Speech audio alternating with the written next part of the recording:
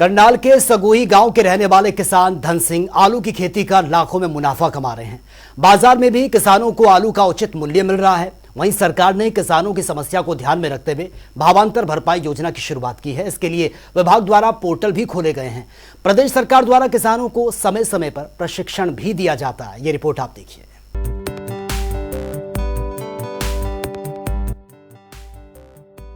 करनाल कृषि विभाग की मेहनत और प्रदेश सरकार की सरकारी योजनाएं किसानों के लिए लाभदायक साबित हो रही हैं। किसान अब बिना डर के फसल विविधीकरण की ओर लौट रहे हैं। साथ ही फसल के दाम कम होने पर उस अंतर को सरकार की भावांतर भरपाई योजना के तहत पूरा किया जा रहा है, जिससे किसानों को फसल कम दामों पर बेचने को अब मजबूर नहीं होना पड़ता। इसके अलावा किसान परंपरागत खेती छोड़कर आलू की खेती कर काफी मुनाफा कमा रहे हैं। करनाल के सगोही गांव के रहने वाले किसान धन सिंह बताते हैं कि आलू की फसल गेहूं और धान के बीच में की जा सकती है। इसके बाद गेहूं की फसल की बिजाई की जाती है, जिसमें खाद या दवा की जरूरत नहीं पड़ती। उन्होंने किसानों से आह्वान किया कि किसान भाई फसल विविधीकरण को अपनाकर मुनाफे वाली खेती का लाभ उठाएं। इस बार सरकार ने 1 दिसंबर से लागू कर दिया भाई, किसानों का जो मार्केट में मंदा बिकेगा तो सरकार देगी। 7 रुपए 6 रुपये 90 पैसे किलो कर दिया। आलू में तो बहुत फायदा है जी।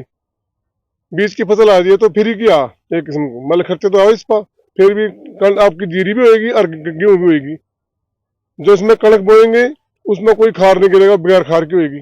जो आलू में गिर गया फायदा आलू में इस बार बहुत अच्छा फायदा जी।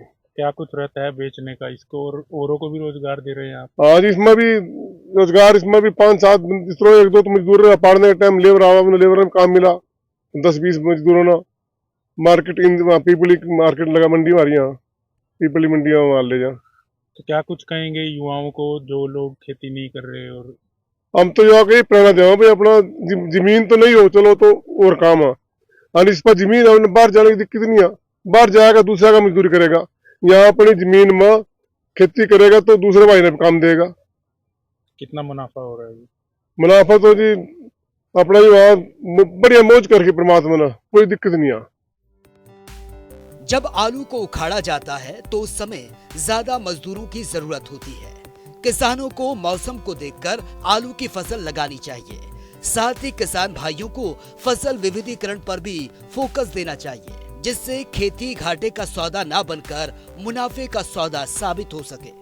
वहीं एक और किसान पवन ने बताया कि वो 1998 से आलू की खेती कर रहे हैं। गेहूं और धान के बीच में आलू की फसल की खेती होती है। आलू के रेट अच्छे होते हैं तो उन्हें बाजार में अच्छा मुनाफा मिल जाता है।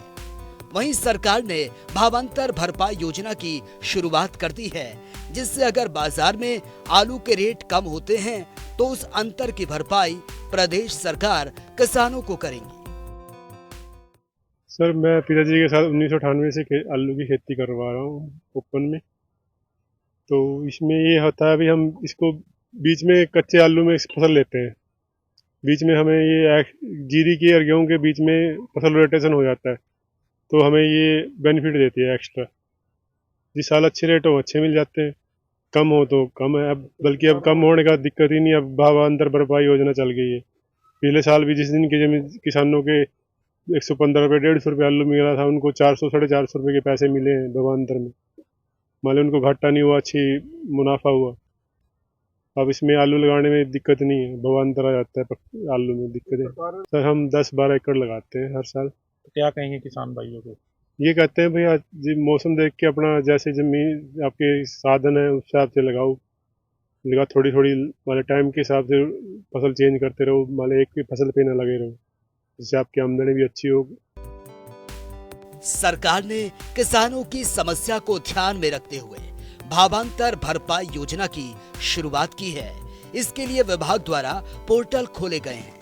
आज आधुनिक खेती से किसान फसलों की बम्पर पैदावार कर रहा है। वहीं कई किसानों को आमदनी के साथ साथ रोजगार भी मिले हैं। प्रदेश सरकार द्वारा किसानों को समय समय पर कृषि से संबंधित प्रशिक्षण भी दिया जाता है। करनाल से जनता टीवी के लिए कमल मिड्डा की रिपोर्ट।